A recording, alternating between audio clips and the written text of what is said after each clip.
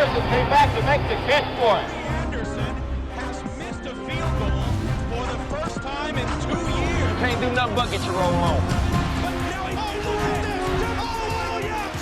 Touchdown! That is a disgusting act. Great cash, homie.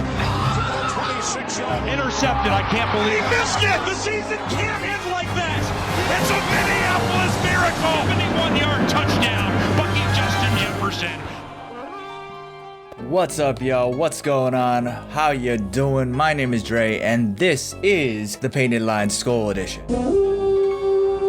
Now, in this episode, I'm going to be dissecting what went well and what went wrong in Sunday's game versus the Bengals. Now, good news or bad news first? You know I like my dessert first. The majority of the pass defense. Now, holding Burrow to under 300 yards is not the best, but it's nowhere near the worst. Yes, the Vikings have had better games, but I will say shout out to the 340-pound monster Michael Pierce, who had 2 sacks. Then Nick Virgil is making plays all over the field. He shows his range, instincts, and blitzing ability. And as Barr ended up not being in the game, Virgil and Kendricks looked like a very good linebacker duo that if and when Barr returns, this will allow them to have 3 really good linebackers, and hopefully that's a really good indication for the season. And I could be wrong, but I'm pretty sure P Squared didn't have a pass thrown at him. So much for that Jamar Chase highlight reel on P Squared. Just kidding. Chase had a highlight reel of the game, even if it wasn't on Peterson. Additionally, the Vikings defense as a whole had 7 QB hits and 5 sacks and 7 tackles for losses. I mean, our defense played pretty decently here. The next thing is with special teams. First off, let's talk about the punter Jordan Berry, who was a punter in Pittsburgh from 2015 to 2020. Now, in this one game, he averaged 50.25 yards on 8 punts. Now, he really did come up good and was able to really put the Bengals in some bad field position, especially late in the game, which did lead to some really great advantages for the Vikings to be put in a position to win the game. Now, when it comes to the special teams, tackling was really good. They didn't allow any really big returns. I think there was maybe one medium-sized one, but it wasn't too significant. And then the rest of them were covered extremely well, and I'm really proud of that. And then again, obviously, when it comes to the kicking, I mean, Greg Joseph really came through at the end of the game. I mean, he got all of his extra points. He was 3 for 3, and then he kicked the walk-off tie to head us into overtime. And frankly, as a Vikings fan, we've had a lot of issues throughout the year. Damn! 99 NFC Championship game? Yeah. Damn! And that doesn't come through at the clutch usually, unfortunately. And this was a decent yard field goal. If I'm not mistaken, it was 53 yards. And he kicked it once. They called the timeout beforehand and then kicked it again. And he made it both times. So if that's any indication for the future, I'm pretty excited. And he came through in clutch. And that's really, really good. Now let's talk about the passing game. Captain Kirk threw for 36 of 49, 351 yards, and with a 106.8 passer rating.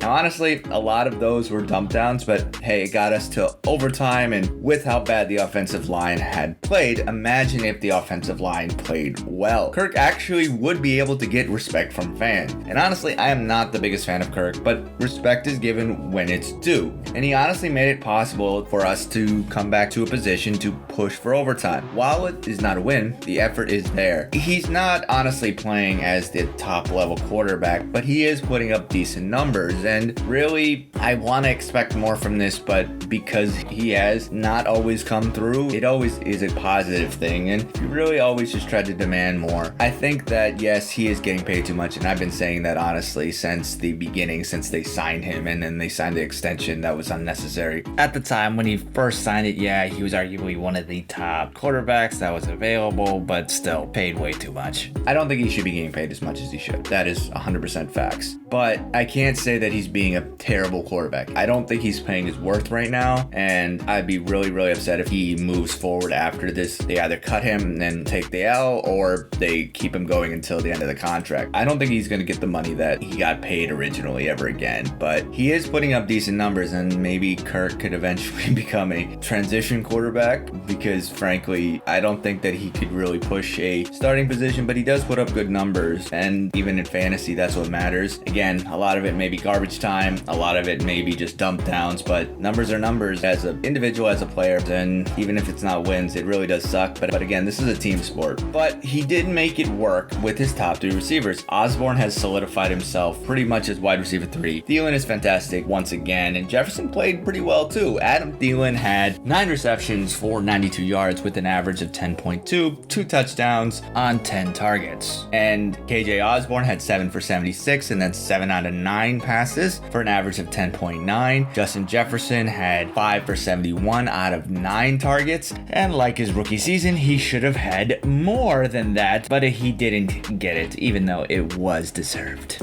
And Dalvin Cook had 6 receptions for 43 yards on 7 targets. So he was making connections, and those are just with the highest amount of receivers, and they were decent play calls. And really, Kirk in the end, again, led the Vikings downfield into field goal range despite starting on the 5-yard line with less than 2 minutes left in the game and no timeouts. That does take a lot of mental strength, and I really think that he impressed me in that moment. He needs to impress the entire game, but it did impress me a little bit when it came to that final drive before overtime. We do need to improve on our third down conversions, as we only went 6 for 16, but we did better than the Bengals, which were 3 for 14. And in the red zone, we got 2 for 2 touchdowns, which is really good and better than last year. And on fourth down conversions, we got 2 for 2. So if Dalvin Cook didn't fumble in overtime based on the ruling, really everyone would be praising Cousins right now. So as much as I hate to admit it, Kirk did a decent job here. Give me the damn veggies. All right, so the first thing is obviously the offensive line. As I said in the pregame, an offensive line that is fairly dependent on 2 rookies who haven't been getting that much action, and then 1 second-year player in Bradbury. The offensive line was definitely worth having some concern, and this game proved that. We're on the road again next week against Arizona, and then Chandler Jones, who had 5 sacks alone against the Tennessee Titans. Unfortunately, this is all of the same thing of the past few years, but hopefully Wyatt Davis and Darisaw can start playing soon. Almost the entire game, Kirk Cousins looked uncomfortable. Ezra Cleveland allowed 2 pressures, Bradbury and Udo allowed a sack apiece, and that unfortunately did not allow for a good run game with Dalvin Cook. And Kirk was under pressure the majority of the game, and the Vikings desperately need Darisaw and Davis to be good because the current offensive line is not. And that goes into the second thing when it comes to penalties. The game did not get started off well when fullback CJ Ham got called for a false start. Then later on the same drive, there was another false start from tight end Tyler Conklin, and then another false start from Udo,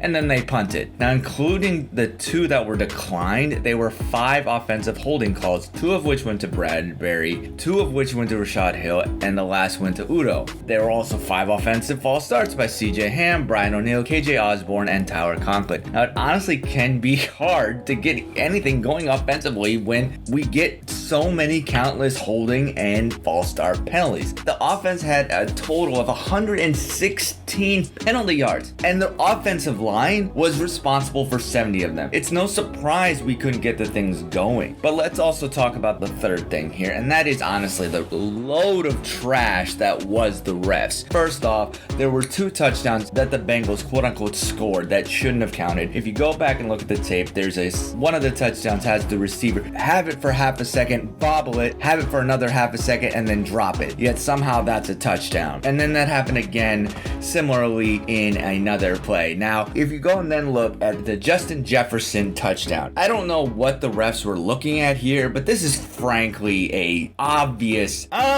touchdown. Nothing hits the ground to indicate that he's down when he crosses the plane. I don't know what they were proving here when they went to look at the replay, because a replay here is supposed to really disprove the call on the field. And the problem is here, when you look at something, it needs to be disputable evidence. But why does that even matter anymore if you're not even going to actually see the evidence that people at home, and then when you watch the tape again, it's clearly a touchdown? This is utterly ridiculous, and the refs really need to get on this. And then when you go into the Cook fumble, because really it's not, and it's really weird to me that they call this a fumble and that he wasn't down. But early on in the game, Jefferson line was down. It makes absolutely no sense. And this is the whole thing when it comes to how the refs have to go with this game. Okay, let's look at the Cook fumble. One here. Look, the video shows that the refs weren't even analyzing the play and they were just reacting to the Bengals recovering the fumble, and so they called it a fumble. But then when you have to disprove that, it becomes more difficult. And frankly, when you look at the replay, he is down. The butt is touching the ground. The butt! It's just utterly upsetting that the refs really did screw us over. And unfortunately, this is just what it is to be a Vikings fan. Now, I really, really hate how they make their rulings, because both of these times essentially were against the Vikings, one of which made us lose a timeout, even though it shouldn't have. And really on the fumble, the refs didn't see it and just randomly gave it to the Bengals because they came up with the ball at the end of it. Now, I'm not going to blame the refs for this loss. The Vikings really did screw themselves over and over and over. But it's just really ridiculous to have the officiating crew blow really two very obvious reviews. And it's when specifically with the fumble, you can see why they didn't overturn it, and you're supposed to stay with the on-field decision, and that's what they're thinking on. But the problem is when they're that close and they had a terrible call from the beginning and they weren't like that close to the player and trying to actually see if he was down. And they called it a fumble many, many seconds after the play had stopped. So they really had no idea what happened. The video is extremely clear. And then the announcers themselves say it's obvious. And then the specialists that they tied on say this is obvious. I don't really understand what these refs on the field were looking at. And again, the most frustrating part about this is that none of them had a clear view in real time and that they were guessing based on the Bengals' reaction. And that's why the initial call is really so big, because there has to be enough evidence to overturn, and that's to go either way. Again, this is not to blame the refs for this loss, because the Vikings in the long run did not play well enough to win, and they just eventually got a good amount of luck to get back into the game and very close to winning, and then it was taken away by the refs. But then again, you do have to play better than the refs. And if they do overturn that fumble, we can win that game. So that is one of the biggest problems here. And the team does have other bigger issues, but that fumble was the game changer, and that's where the biggest problem is. So the next negative I would say is with Rashad Breeland and the defensive back. Now, as I said in the preview, the DBs are questionable. They're not the best crew on paper, but they do have some of the talent to be good. And Rashad Breeland, nothing against the guy as a person, but he didn't play well this week. He was torched by wide receiver Jamar Chase for a 50-yard touchdown, and then he was burned once again by receiver T. Higgins, who tricked him on a rate and had him clutching his ankles. And these two plays, plus a defensive pass interference call, really put the Vikings into a bad position. Hopefully this was only nerves, and Zimmer did say that he was bothered by a shoulder injury the entire game, but hope he will be all right going forward. So the last negative thing about this game that the Vikings definitely need to work on is the run defense. Now, they did keep Joe Burrow to under 300 yards passing, but they let Joe Mixon run 127 yards and 1 touchdown. Now, this isn't the worst ever when it comes to running. It's obviously no Alvin Kamara versus the Saints on Christmas, but this is still a problem. If a running back can get over 100 yards, it is a problem, and he was running all over the Vikings defense and was getting 5 to 6 yards a carry. And frankly, that's unacceptable when you have to be a good defense. But again, there's not all bad in this game. Now, our sloppy play in the trenches and the secondary really lost us the game, along with the unbelievable amount of really dumb penalties. And it really sucks that the quote-unquote fumble happened, but that's not why we lost the game. We should have won, but given how the game went, we probably would have found another way to flub up the game anyway. So there's a lot to work on for next week's game, but there are some good things that came out of this week. Now, the Vikings do open as a 4-point underdog for next week's game in Arizona, and that's deserved. Frankly, I am slightly worried about it, but I'm still optimistic. Now, because you take away those 100 yards of penalties, as well as some of those drops, and we probably won this game. Again, all in all, the Vikings didn't deserve to win in Sunday's game, but there is upside here, and the season may be long, and then, when it comes to division games, none of the NFC North teams won yesterday. So the Vikings are somehow...